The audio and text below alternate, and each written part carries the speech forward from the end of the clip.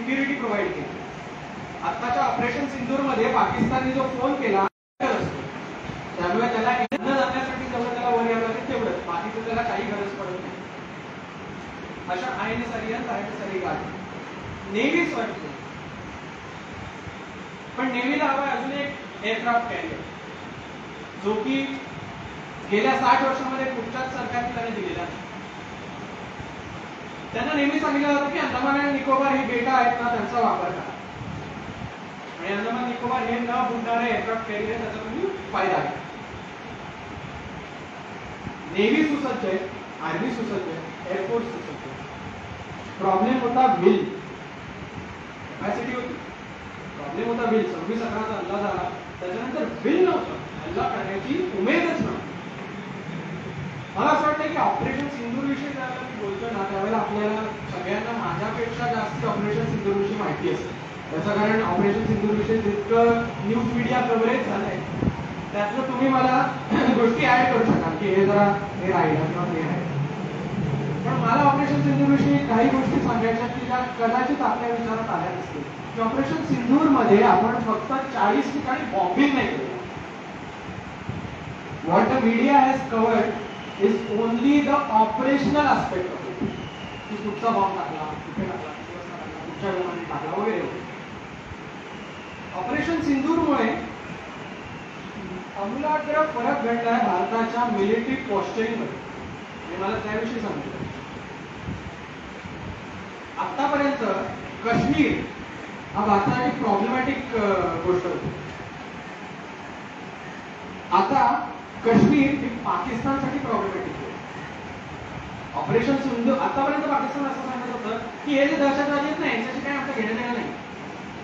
Leading India by 1000 cuts. रोज कोणीतरी येतो आणि 1-2 लोक मारून जातो, रोज कोणीतरी येतो आणि 3 लोक मारून जातो, 5 लोक मारून जातो, अशी पद्धत होती. आणि हे जे आहेत हे सगळे काश्मीरी लोक आहेत जे भारताविरोधात उठावतात. ते पाकिस्तानची भूमिका. पण आपण ज्यावेळेला हल्ला केला त्यावेळेला तो मुझफ्फराबाद म्हणजे POKच्या कॅपिटलवरती तर केलाच, पण आपण पाकिस्तान मध्ये म्हणजे आता पाकिस्तानला टेन्शन आहे की जर दहशतवादी कारवाई तिकडे घडली ना तर नुकसान आपल्याकडे. Kashmir has become a problematic situation for Pakistan. काश्मीरमध्ये जर दहशतवादी हल्ला झाला तर पेशावर भेटतो, काश्मीरमध्ये जर दहशतवादी हल्ला झाला तर कराची प्रॉब्लेम मध्ये येतो. म्हणून पाकिस्तानसाठी काश्मीर आता प्रॉब्लेम आहे. आतापर्यंत तो भारतासाठी होता. काश्मीरच्या बाबतीत काही गोष्टी आपण का केल्या नाही असा प्रश्न विचारतो त्यावेळेला त्याचं उत्तर आहे आम्ही नालायक होतो म्हणून.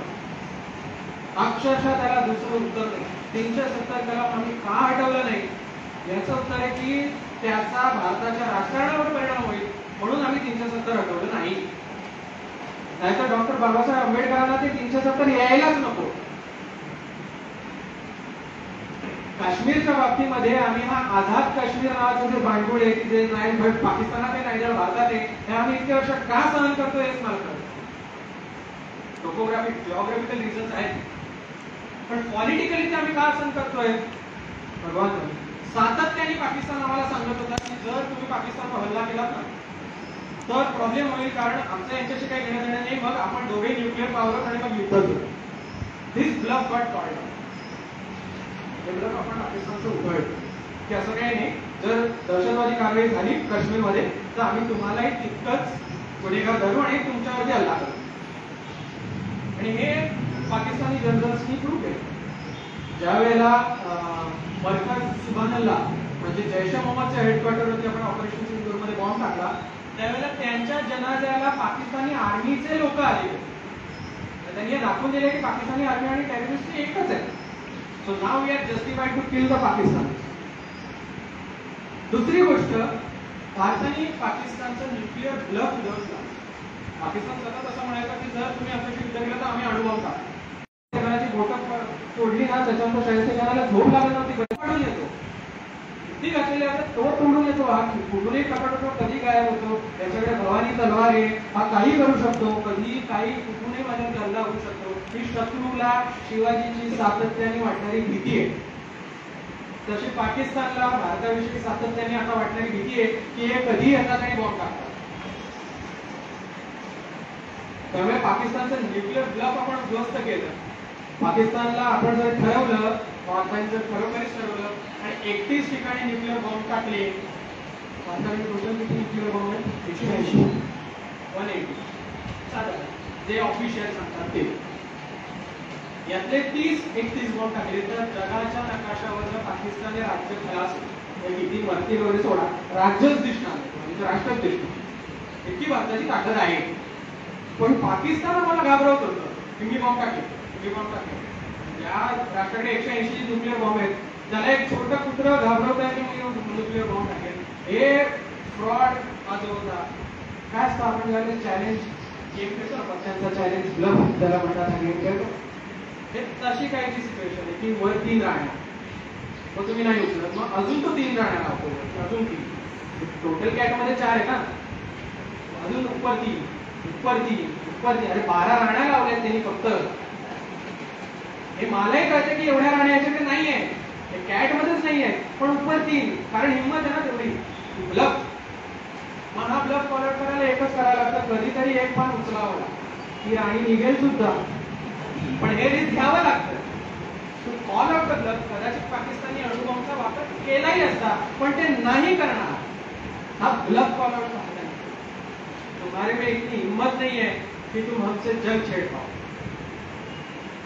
तिसरी गोष्ट अशी केली, एक अभ्यासक म्हणून ज्यावेळेला बघत होतो ना, ऑपरेशन सिंधू चालू होतं, त्यावेळेला माझ्या मनामध्ये एक धाकधूक, कारण तो महिना होता एप्रिल मे.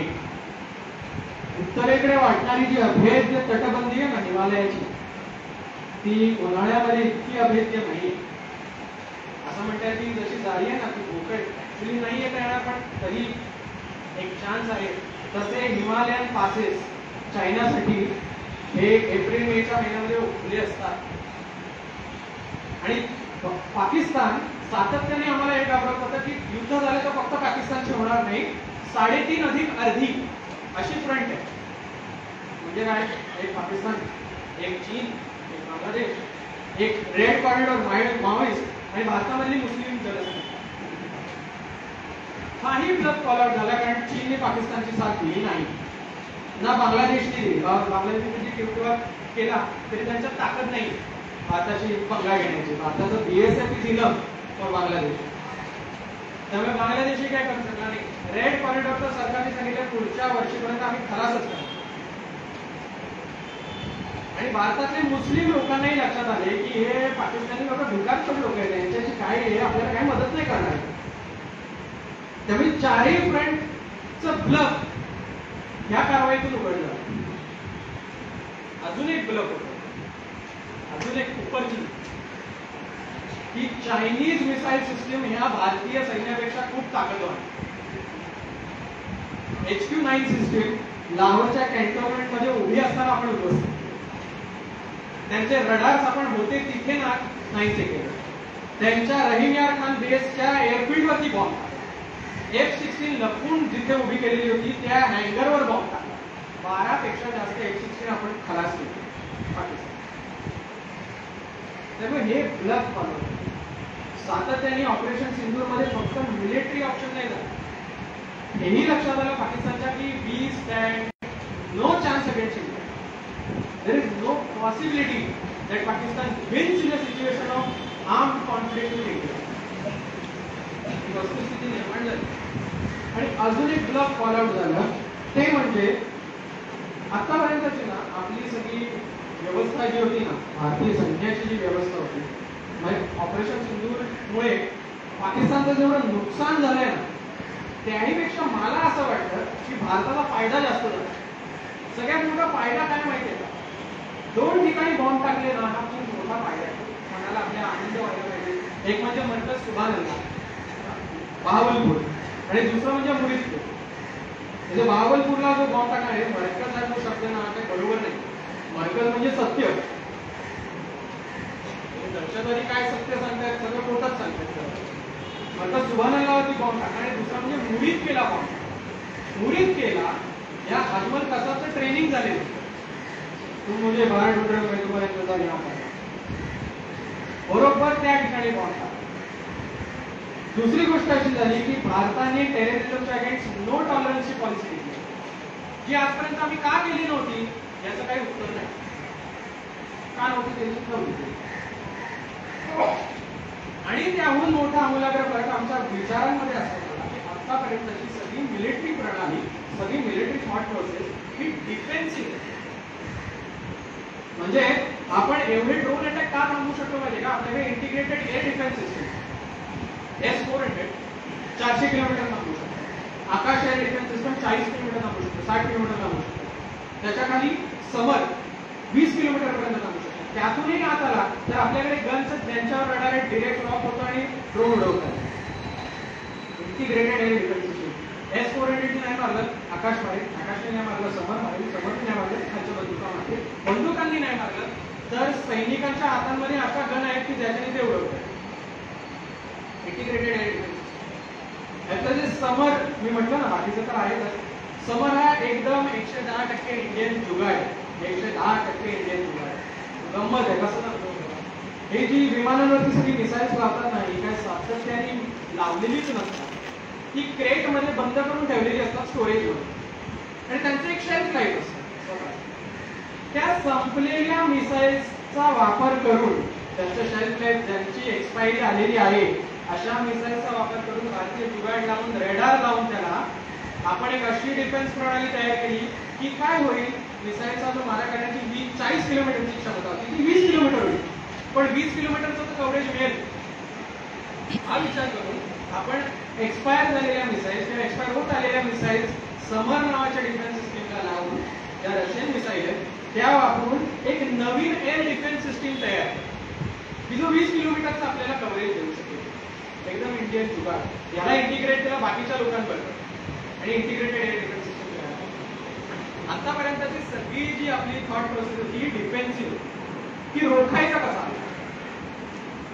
झाला. त्याच्यामधला एक प्रसंग माझ्या डोळ्यासमोर आला. त्या सगळ्यांना आपण आपल्या प्रिझन मध्ये आपल्या पकडले गेलेले असतात. त्यांची देखभाल कशी करावी ह्याच्यासाठी युएनचं चार्टर आहे. युएननी त्याचेही काय कायदे कानून नेमून दिले, कसंही त्यांना ट्रीट नाही करतात. ते सगळे चार्टर्स आपण पाळतो. अरे 100% ते सगळं पाळतो. पाकिस्तान एकही पाळत नाही. त्या चार्टरचं पालन करत असताना त्याच्यात एक क्लॉज असा होता की समान दर्जाच्या ऑफिसरनी समान दर्जाच्या ऑफिसरची देखभाल करायची. म्हणजे उदाहरण झालं, आवाज येतो सगळ्यांना. उदाहरण असं आहे की एखादा मेजर जर पाकिस्तानी आर्मीचा आपण पकडला तर त्याची देखभाल आपल्या इंडियन आर्मीच्या मेजरनीच करायची, त्याला सैनिकांनी नाही करायची, कारण त्याचा तो त्या सैन्याचा तो. त्याप्रमाणे या 92,000 एक मेजर इक्बाल याला काही त्याची देखभालची जबाबदारी आपल्या मेजर वर्मनवरती आहे.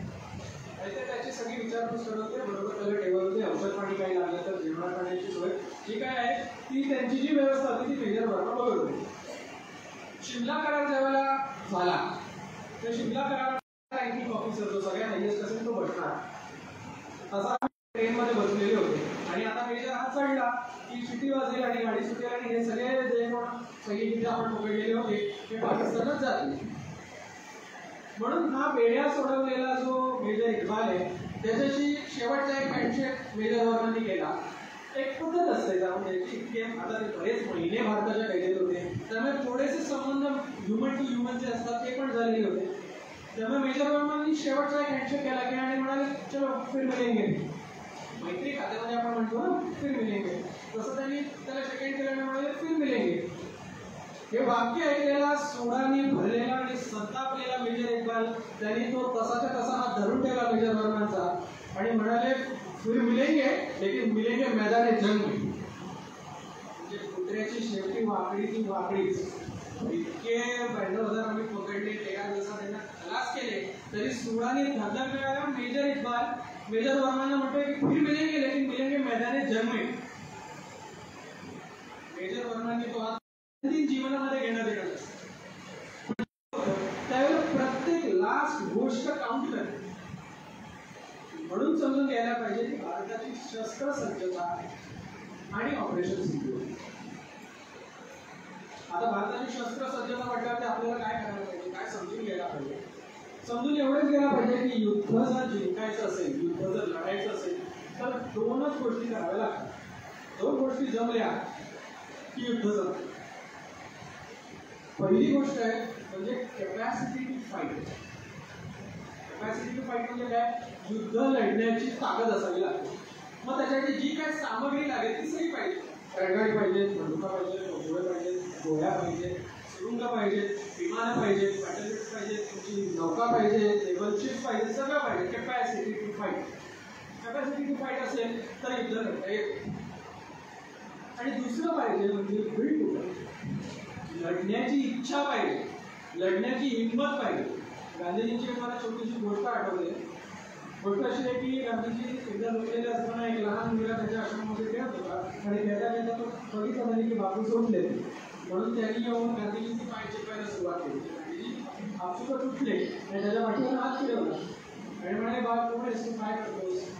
तर त्या मुलाने गांधीजींना असं म्हणलं की गांधीजी मला ना इंग्रजांच्या विरोधात मागे लढायचे, पण मी इतकं लहान आहे की माझ्याकडं ताकदच नाही की मी काय करू. माझी इतकी ताकद नाही की मी इंग्रजांशी लढू शकतो, मी काय करू. गांधीजी हसले आणि त्या लहान मुलाला म्हणाले की बाळा, इंग्रजांच्या विरोधात लढण्यासाठी ताकद लागत नाही, हिंमत लागते.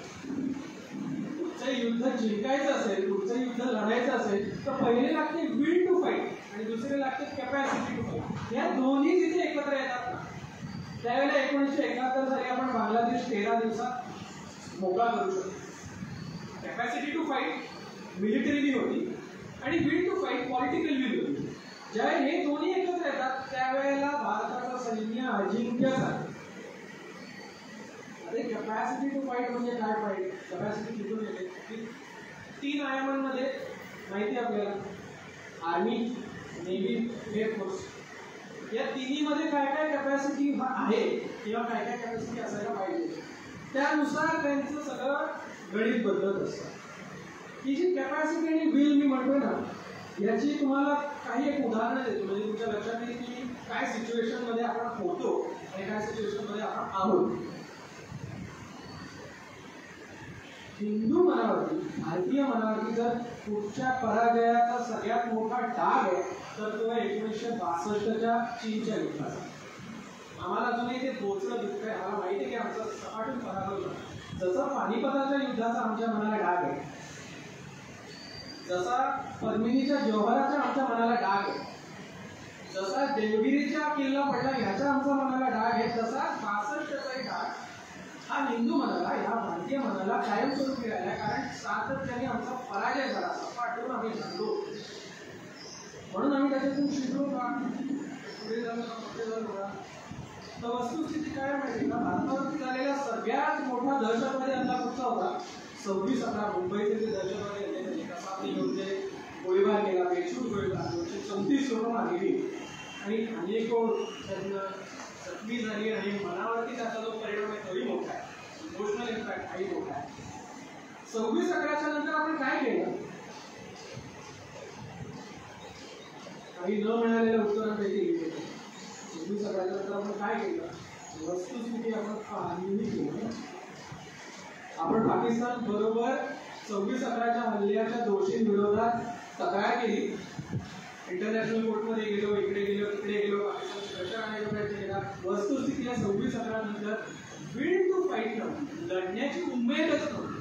आता ऑपरेशन सिंधूरच्या नंतर एअरफोर्सचे जे चीफ होते त्या काळचे त्यांनी सांगितलं की आम्ही पंतप्रधानांना ऑप्शन दिलेला आहे की आपण सर्जिकल स्ट्राईक करू, आपण एअर स्ट्राईक करू, पण तत्कालीन सरकारने ठरवलं की आपल्याला हे करायचं नाही. विल टू फाईट नाही. कॅपॅसिटी आहे ना, एअरफोर्स सांगतायत की आम्ही बॉम्ब टाकू, आम्ही तयार आहोत, पण विल टू फाईट नाही. आणि याच्यात दुसरं अपोजिट उदाहरण म्हणजे ऑपरेशन पराक्रम. ज्यावेळेला आपल्या संसदेवर अफजलगुरूंनी हल्ला केला तो हल्ला आपण रोखला, म्हणजे त्यांना घुसूनही दिलं, पण that was the first time independent India की ज्या वेळेला जनरल मोबिलायझेशन सरकारने सांगितलं, म्हणजे असतील नसतील ते सगळे सैनिक बॉर्डरवरती आहे. कारण आता पाकिस्तानला धडा शिकवायचा, म्हणजे विल टू फाईट आहे. पाकिस्तानला धडा शिकवण्याची तयारी तर आहे. पण ऑपरेशन पराक्रममध्ये कळलं काय माहिती आहे? आमच्याकडे टेंटच नाही, आमच्याकडे राउटेज नाही आहेत, आमच्याकडे खाणं नाही आहे, आमच्याकडे बंदुका नाही आहेत, आमच्याकडे गोळ्या नाही आहेत. एवढं मोठं सैन्य बॉर्डरवर पाठवायचं कसं, असा मोठा प्रश्न निर्माण झाला. शेवटी कॅन्टोन्मेंटच्या बाहेर ब्लॉकेट करून जो ट्रक मिळेल, जी बस बसवून बॉर्डरवरती पाठवतो. बॉर्डरवरती वेगळा केव्हा कोण कुठे उभा आहे, कोणाला काय काम करायचंय, कोण अध्यक्ष, कोण काय करणार काहीच कळलेलं नाही. एक केव्हास सारखी सिच्युएशन ऑपरेशन मार्केटवर राहिली आणि आपल्याला आपली कमतरता दिसून यायला लागली. आपल्याकडे तिथे आपल्याकडे सामग्रीच नाही तिथे आपण युद्ध लढणार आहोत. बरं, एवढं सगळं मोबिलायझेशन होईपर्यंत अमेरिकेने स्पाय सॅटेलाइटनी फोटो काढून पाकिस्तानला दिले आणि पाकिस्तानने त्यांचं सैन्य त्या त्या ठिकाणी थांबवलं, जेणेकरून आता जर युद्ध झालं तर नुसताच रक्तपात होईल, पण कोणाला पुढेही जाता येणार नाही आणि मागेही जाता येणार नाही. म्हणून ऑपरेशन पराक्रम नंतर ऍक्च्युअल युद्ध झालंय. फिट टू फाईट आहे, लढायची इच्छा आहे, पण कॅपॅसिटीच नाही. सैन्याची अदम्य शक्ती आहे की आपण करू. कारगिलच्या युद्धामध्ये आपण ज्या बोफोर्स बंदुका घेतलेल्या होत्या की त्याच्यामुळे राजीव गांधींना राजीनामा द्यावा लागला, त्यांच्यावरती बरेच काही. त्या तोफांची खासियत ही होती की त्या तोफांवरती एक रडार लावलेलं असायचं की ज्याच्यामुळे कळायचं की शत्रू कुठून मारा करतोय आणि तिथे तोफ गोळा टाकताय. त्याला म्हणतात वेपन लोकेटिंग रडार. हे वेपन लोकेटिंग रडार या बोफोर्सच्या तोफांवर अवेलेबलच नव्हतं. या बोफोर्सच्या तोफा 155 mm एवढा मोठा गोळा त्या तोफेतून टाकतात. हे त्यांचं वैशिष्ट्य आहे, सगळ्यात मोठं कॅलिबर तोफेचं. आमच्याकडे बॉम्ब टाकायला त्याच्यात गोळे नव्हते. आम्हाला इस्रायलनी ते त्यांच्या स्टॉकमधून आणून रात्री दिले. तुमच्या युद्धाला तुम्ही आलो, एवढी आमची परिस्थिती होती. त्यावेळेला आर्मीच्या चीफला विचारलं, आर्मीच्या चीफचं त्यावेळेला फार फेमस वाक्य आहे, will fight with what we have. आमच्याकडे जे आहे त्याच्याने आम्ही लढतो, पण वस्तुस्थिती फार कमी होतं. पण विल टू फाईट काय होती?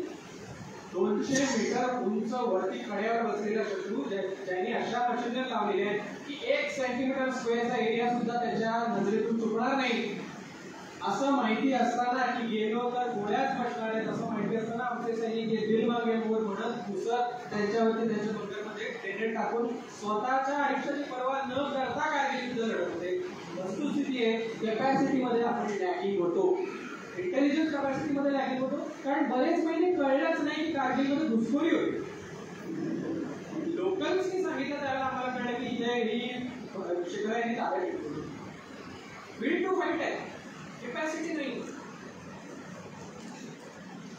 99 साली झालेल्या कारगिलच्या युद्धानंतर आजच्या 2025 ची काय परिस्थिती? 3 आयाम मी तुम्हाला सांगितलं, आर्मी, एअरफोर्स, नेव्ही. या 3 आयामांमध्येच आपण बघूया. वस्तुस्थिती हे सगळंच काही 2014च्या नंतर झालं असं मी म्हणणार नाही. एक प्रोसेस आहे डिफेन्सची, त्याप्रमाणे 20 वर्षामध्ये वस्तुस्थिती अशी आहे की आपल्याला माहिती नसतं की आपली ऍक्च्युअल आर्मीची संख्या किती आहे. आपल्याकडे किती सैन्य हेच आपल्याला माहिती असतं. ते मोठी हिशोब सांगतो. साधारणपणे 11 ते 12 लाख ही स्टँडिंग आहे. 11 ते 12 lakh, 1.1 million to 1.2 million he standing आहे. याच्या पलीकडे साधारणपणे 10-1 लाख पॅरामिलिटरी म्हणजे BSF, ITBP, Indo Tibetan border police वगैरे ज्या आहेत हे साधारणपणे 10-11 लाखाचे.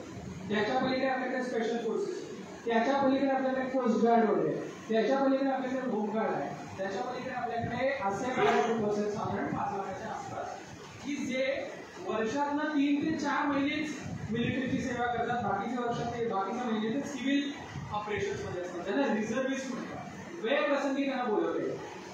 सगळा हिशोब जर साधारण 27-28 लाख. याच्यामध्ये पोलीस मोजत नाही, त्याच्यामध्ये होमगार्ड नाही बोलतोय, याच्यामध्ये अजून बाकी संस्था आहेत सिव्हिल डिफेन्स आणि ज्या आहेत त्या नाही बोलत. हिशोबासाठी साधारण 30 लाख मार. वस्तुस्थिती आहे की एवढी मोठी सैन्याची रचना ही खूप डिफिकल्ट आहे. कोणी कुठे राहायचं हे कळण्यासाठी त्याला आता थिएटर कमांड हे म्हणतात. याचा अर्थ हे आहे की एकाच स्टेशनमध्ये एअरफोर्स असतं, एकाच स्टेशनमध्ये नेव्हीचे लोक असतात, स्पेशल फोर्सेस असतात, एका स्टेशनमध्ये आर्मीचे लोक असतात आणि ते सगळे मिळून एकत्रित कोऑर्डिनेटेड काम करतात. ही संकल्पना भारतामध्ये आजपर्यंत नव्हती, ही अमेरिकेत होती. गेल्या 20 वर्षात आपण एम्युनिशनच्या बाबतीमध्ये जसे गोळ्या असतात आणि टोप गोळे असतात, या बाबतीत भारतात स्वयंपूर्ण 155 mm चे गोळे भारत आता बाकी दुसरीकडे विकत घेत नाही. ऑर्डिनन्स फॅक्टरीमध्ये ते स्वतः तयार करतात. इतकंच नाही, आता जीपीएस गाइडेड तोफगोळे भारताने तयार केले, की जे फायर केले तर त्यांना गाईड करता येतो असे तयार केले. बोफोर्स बंदुका आपण बाहेर विकत घेत होतो अमेरिकेकडला M-377 वगैरे, आधी घेतो थोड्या प्रमाणात. पण भारताने एटॅक्स आणि धनुष या नावाने स्वतः वैज्ञानिकांनी स्वतःच्या बोफोर्स बंदुका तयार केल्या. आणि मी म्हटलं ना, वेपन्स लोकेटिंग रेडार नव्हतं, भारतीय शास्त्रज्ञांनी स्वतःच्या बुद्धिमत्तेने वेपन लोकेटिंग रेडार स्वाती निर्माण केले. अन्नधान्याच्या बाबतीमध्ये भारतीय सैन्य आता स्वयंपूर्ण आहे. आता अशी परिस्थिती नाही की युद्धाची जर परिस्थिती असते 10-12 दिवस 15 दिवस स्टॉक कमी आहे, इंटरनॅशनल ऍव्हरेज पेक्षा स्टॉक कमी आहे, पण अशी परिस्थिती नाही की आम्ही युद्ध लढूच शकत नाही. 20 वर्षामध्ये आपण एवढं गाठले. स्पेशल फोर्सेस आपले सगळ्या जगाच्या वेगवेगळ्या देशांच्या स्पेशल फोर्सेस पेक्षा चांगले, त्यांच्या इतके नाही, त्यांच्यापेक्षा चांगले. पॅरा SF स्पेशल फोर्सेस, गरुड कमांडोज, हे जे आहेत ते सगळे NSG कमांडोज, जे टेररिझम याच विषयावरती काम करतात, हे सगळे हे अद्ययावत मशिनरी, अद्ययावत बंदुका या सगळ्यांनी बनलेले आणि तयार असलेले असे सैनिक आपण तयार करू शकलो. ही आपण गेल्या 20 वर्षात केलेली एक मोठी लीप, एक मोठी उडी आहे. म्हणून सगळं चांगलं आहे असं नाही.